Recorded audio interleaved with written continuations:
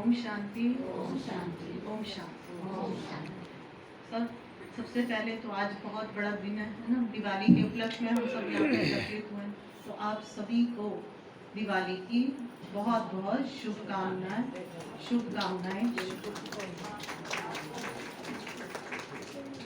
तो दिवाली का रहस्य मैं बताती हूँ, दुनिया वालों के लिए, हमारे लिए क्या क्या उसमें डिफरेंस है। तो बाबा कहते हैं कि तुम जो प्रैक्टिकल में त्योहार मनाकर गए हो, उनका क्या रहस्य है? जो तुम मनाकर जाते हो, लोग उनकी रस्म रिवाज ही मनाते हैं। हमने तो मनाए हैं और लोग उसकी रस्म रिवाज मतलब बिल्कुल टेम्परेरी मनाते हैं। हमने तो ओरिजिनल में सतयुग में ये त्योहार मनाए। हर दिन हमारा त्योहार होता है खुशी का। तो हम कहते हैं सबसे पहले क्या आते हैं? नवरात्रे, है ना। नवरात्रों पे हम क्या करते हैं? 9 दिन तपस्या करते हैं, है ना। नव दुर्गा की पूजा करते हैं। तो 9 दिन क्या होता है? घोर रात्रि में 9 लाख में जाने वाली दुर्गाएं घोर तपस्या श्रीमत पर करती हैं और नवरात्रों में बुराइयों का व्रत रखकर शक्ति भरती हैं। फिर क्या आता है? दशहरा। दशहरे में जब शक्ति भर जाती है तो 10 विकार, रावण के सिर दिखाते हैं ना 10, वो क्या है? हमारे विकार है। तो वह बताते हैं अपने उसमें कि विकारों पर हम जीत प्राप्त कर लेते हैं। जब 9 दिन हम तपस्या करते हैं, शक्ति भर लेते हैं अपने अंदर, तो फिर क्या हम करते हैं? रावण पर जीत प्राप्त कर लेते हैं। उसके बाद क्या आती है? करवा चौथ। करवा चौथ चारों युगों का चक्र लगाकर जब आत्मा मैं आत्मा श्रीमत पर चलकर कड़वेपन का व्रत करती हूँ और अगले जन्म में पति पत्नी की आयु 150 वर्ष हो जाती है। सतयुग में हमारी आयु कितनी हो जाती है? 150 वर्ष। फिर आती है होली अष्टमी।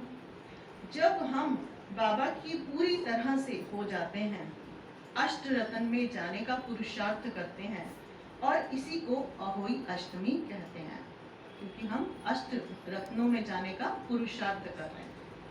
धनतेरस।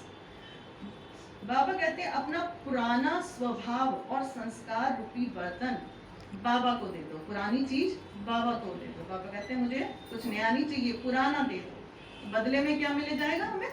नया, नई दुनिया, नया स्वभाव संस्कार रूपी बर्तन धारण करके बाबा के दिए हुए धन के रूप में ही रहना है। फिर आती है छोटी दिवाली। बड़ा दीपक जलाते हैं जिसे दीपराज कहते हैं। ये बाबा के आने की यादगार है। शिव बाबा आकर हम आत्माओं को जगाते हैं।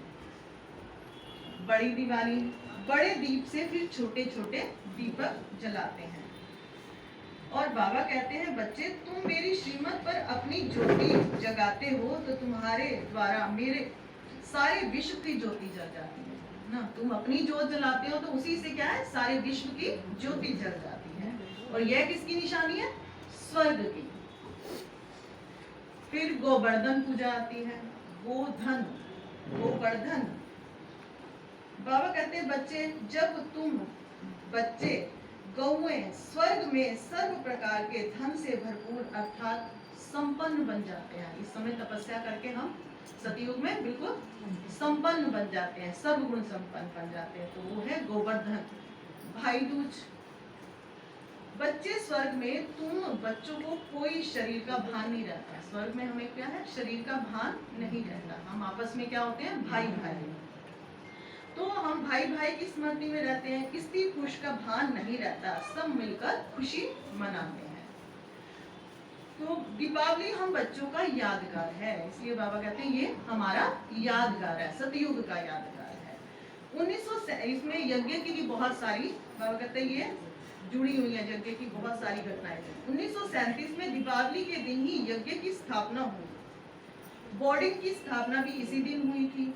बड़ी दादी, अन्य दादियां भी इसी दिन समर्पित हुई थी। यज्ञ के बड़े बड़े कार्य सब इसी दिन हुए। तुम भी श्रीमत पर अपनी ज्योत जगाते हो। तुम्हारे द्वारा सारे विश्व की ज्योत जग जाती है। बाबा कहते हैं बच्चे, दीपावली आप बच्चों की 3 विशेषताओं का यादगार है। कौन कौन सी 3 विशेषता है? पहली है समीपता।